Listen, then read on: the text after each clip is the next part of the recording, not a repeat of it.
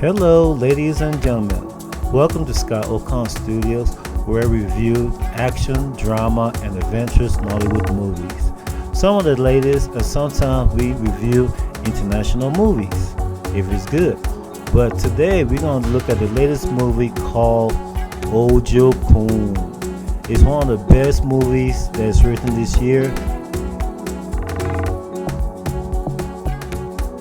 Good plots, good drama, and I hope you enjoy it. And this review is for those who have trouble getting their data on Netflix. So sit back, relax, and enjoy the review. The story starts off in a diamond minefield, a similar minefield like you will see in the Blood Diamond movie. Miners working hard and sweating for scraps of diamonds they could find. Then it focuses on a character driving the car appears to be leaving the diamond mine. As he drives down the road, he's tailgated by another SUV. It suddenly turns into a car chase. The character speeds away, jumps out the car, and flees by foot into the woods, then into the dark. The man buries the bag in some area and continues fleeing. He stumbles and falls after running. Eventually, he's confronted by the strangers who were chasing him. A voice of a stranger asks him where he hid the bag, but he didn't comply. Then he gets shot to death. Months later or days later, 4 teenagers were leaving school: Jamu, Prince, Rati, and Obi. Later on that day, as the teens strolled down the street, a stranger named by Kasali strong arm and detained Ranti. It turns out Ranti owed some money to Kasali. As Kasali was heckling, he got interrupted by a phone call. Ranti took the advantage and runs off. As the teens enjoyed the view and their freedom, Jamu contemplated how things were tough in Nigeria, that he had dreams of Japa. Well, Japa is a term used in Nigeria in terms of when someone wants to travel out of Nigeria. As the teen discussed, some had the advantage and some talked about the disadvantages. On that day, the teens were at the stream doing some activity chore. They stumbled upon a tire track. Ranti, Obi, and Jamu followed the tire track out of curiosity till they stumbled upon a bag that contained uncut diamonds. The three were amazed. At the same time, they were scared. What would diamonds do in the middle of a forest? They took it to their hideout spot to wonder what's the next move after they confirmed it's real diamonds. The next plan was to see how much it was worth. They came up with an idea to bring it to one particular chief, also a car salesman, Chief Owanafari. Doesn't it look like Gaddafi? But anyway, Owanafari tries to deal with the teens. The teens had no experience on diamond and they were about to get juked by the chiefs. So they managed to sell 4 stones of diamond for 500,000 each, which was not a good deal, which is considered underpay. Meanwhile, 3 strangers arrived into the village. They went straight to meet the chief of the village. They introduced themselves as businessmen from Abuja, looking for a land to start a factory. On the other side of town, the teens were out on a shopping spree, indulging themselves with iPhone, gifts, and clothes. They're pretty much having a really good time. Moments later that day, the strangers, 2 black men and an Asian, were seen by Prince as they exited the palace. Turns out Chief was the father to Prince. Prince asked the dad who were the strangers, and the father replied they were businessmen from Abuja looking for a land to make a factory to bring business to the village. Later on, when Prince met up with his friends, Obi, Ranti, and Jamu, he informs them about strangers staying in the palace. They were businessmen from Abuja that came to the village that they're trying to start a factory and bring business to the village. At the same time in the discussion, they all decided they wanted to leave Nigeria with the help of the diamonds. For some reason, the team took the same road that they usually get harassed by Kasali. Again, Kasali jumps out and chases them again. They ran away, got a clean getaway, and Kasali gives up. As Kasali walks away, he's met with Chief Owanafari, aka Gaddafi. Owanafari talks to Kasali and offers him a job. We don't know what job it is yet. The same day, while the 3 strangers were given a tour of the land, but not too far at the teens' hideout, Jamu was on the cell phone talking to a stranger about help in getting out of the country. Suddenly, Jamu heard a sound, making him stop the conversation. He left his cell and went outside to investigate. When he went outside, he sees Obi in the distance, looking in a direction. Obi tiptoes to warn him to be silent due to the fact there were strangers in the present. The same strangers Prince talked about. Back in the palace, Prince decides to go to the rooms where the strangers left their belongings. He opens one of the traveling bags and finds a gun. Prince was so frightened and terrified, then left the room.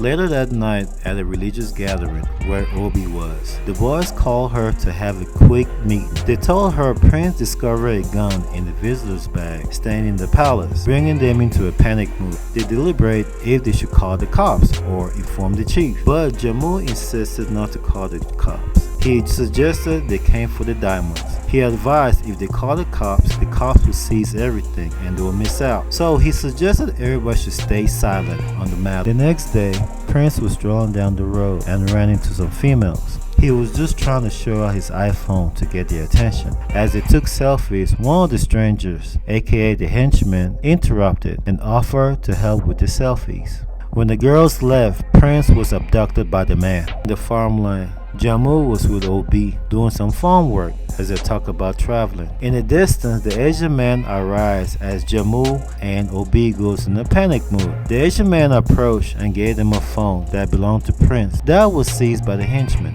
But in the phone, there was a video of Prince being beaten and being tied up. The Asian man gave them an ultimatum: hand over the diamonds or Prince dies. Obi's mom, who witnessed the Asian man, decides to go over to investigate. Jammu runs off after she asks what was going on. The trio arrives at their hideout. They were looking for the diamonds, but the diamonds were gone. It appears someone has taken the diamonds. Their panic mood went up to the roof. They began to fight each other, accuse each other. Finally, they calmed down and put themselves together to figure out what was going on. The three decide to split to search the diamonds. Somewhere in the city, Ranti was walking down the street and spots a nervous Kasali with a bag in his hand. Kasali was spotted calling for a bike taxi. Ranti approaches him. Ranti knew there was something fishy. He tries to overpower and get the bag, but the bike speeds up. Kasali drops the phone and Ranti recognizes the cell phone that belongs to Jammu. Ranti returns to the hideout with Jammu's cell phone. Jammu was shocked seeing his cell phone. They came to a conclusion whoever had this phone is the one who took the diamond. Jammu recaps in his memory how Kasali, who had the phone, came into the hideout and stole everything. Moments later, the trio confronted Chief Wanafari. Why? Because he was Kasali's former boss. Chief told them he doesn't know where his whereabouts, that they should leave his office. They even plead that Prince's life was in danger,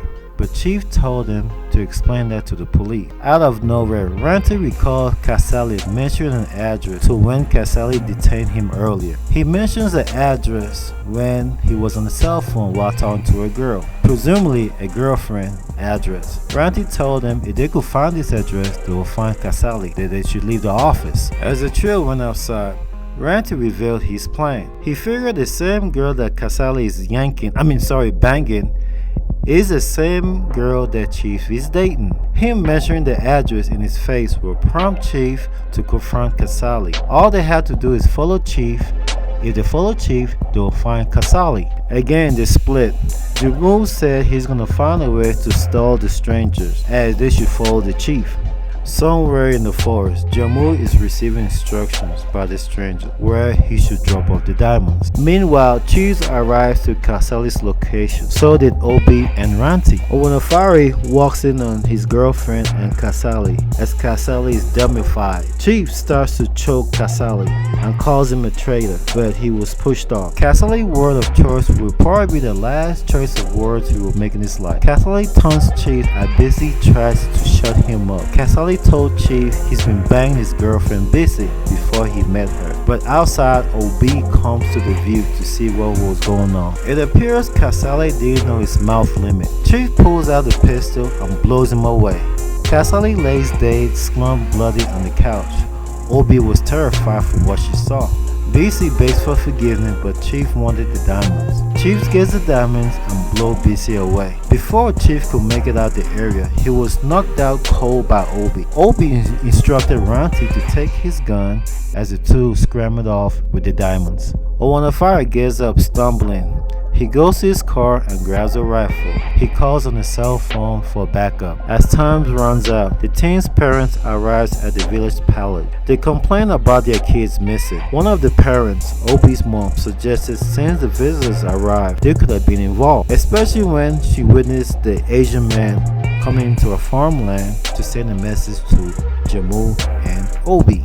The chief then sent the police and they all tag along for the manhunt to search for their kids. In the forest, Jamul is trying to locate the diamonds drop-off as he communicates with the henchman. He is then confronted by one of them. He demanded for the diamonds as he snatches away the bag. When checked if the diamonds were there, he gets bitten by a scorpion. Jamul takes that time to run off. Jamul runs into the forest as the man shoots at him but misses, till Jamul falls into a pit, seeing another dead guy. This is the same guy we saw in the beginning of the story. The man threatens him that he will share the same fate as the corpse that he saw. Out of nowhere, the man gets shot. Turns out Obi shoots him with the same pistol he took from Chief Owanafari. He shoots the man in the buttocks. Obi and Ranti held up the injured henchman and whisked them away from the forest. At the henchman hideout, this time Jamul and Rati came in holding the injured henchman as a hostage. They demanded to let Prince free, but they refused. It was pretty much a standoff till the henchmen shoot the hostage. Now all the teens had was nothing, wandering around the forest looking for a signal on her phone. Unfortunately, she got caught by Chief Wanafari and his gang. Back at the henchman hideout, the teens are so terrified to the point they want to pee in their pants. Their triggers a way of getting killed till Chief and his gang came and shoot all the henchmen. Now the teens are now the chief hostages. The chief now marches them down the forest. On the other side of the forest, the teens' parents along with the police were searching for any hopes of the teens. Distanced away, the terrified teens were digging, looking for the diamonds, as Chief and his goons held guns against them. Distance away, the parents and the police stumbled upon the bodies of the henchmen. The parents were shocked and frightened, not knowing the fate of their kids, but they identified the bodies. However, the chief messenger said the Asian man was missing. All they found was Prince's necklace that was left behind, assuming he's dead. On the other side, the terrified teens were digging for the diamonds, knowing their life depended on it. But the chief's patience ran out. He shoots Prince. Rati then finds the diamonds and hands it over to Chief. When Chief confirms they were diamonds, he ordered his men to kill the kids. But out of nowhere, they got shot. The Asian man appears holding a rifle. It appears that he saved the kids. When Chief Ofari tried to negotiate about the diamonds, he got blown away. The police rushed to the area to investigate what was going on. Apparently, the Asian man was saved by the bulletproof vest when the teen swore he was dead. But in the eternal event, the Asian man hands over the diamonds to the teen and said he wants to make a deal. I watched this 3 times and I don't know what the deal was he made. The parents arrived to the scene, but they only saw the bodies of Chief and his henchmen. Again, they were shocked and confused and terrified, but they received a phone call that the kids were in the hospital. The teens were interrogated to give their own side of the information, their side of the story, and what really happened along with the Asian man. To make it short, they all blamed it on the chief of Wanafari and the diamond henchmen. The parents were happy to see their kids before words of hostility. The kids wander away and rush to the hospital to see the unconscious Prince. It's never known if he made it, but at this moment, he's in critical condition. They sadly watch as Prince fights for his life. Moments later, Obi, Ranti, and Jamul walks down the road, figuring out what to do or where to go from here, till an argument erupted about who should hold the diamonds. This argument leading to a physical fight. Obi had enough. She seized the diamond and yelled at the 2 boys to stop. The 2 stopped fighting as Obi made her case. She screamed, since the diamonds has arrived in the village, it has caused death and destruction. She even talked about Prince's situation, who is on the verge of dying. She tosses the diamond into the river and the diamonds were gone. The boys were frozen and sad. Maybe the diamonds were gone or their guilt. Obi walks away from them sobbing. Dead end. Hey guys, thanks for watching. If you like contents like this from Nollywood to review, don't forget to subscribe, especially those in Nigeria that has problem with their data with Netflix. That's what we're here for. Hey, thanks for watching. We also do international movies too. Don't forget to subscribe. Thanks a lot guys, appreciate it. Bye.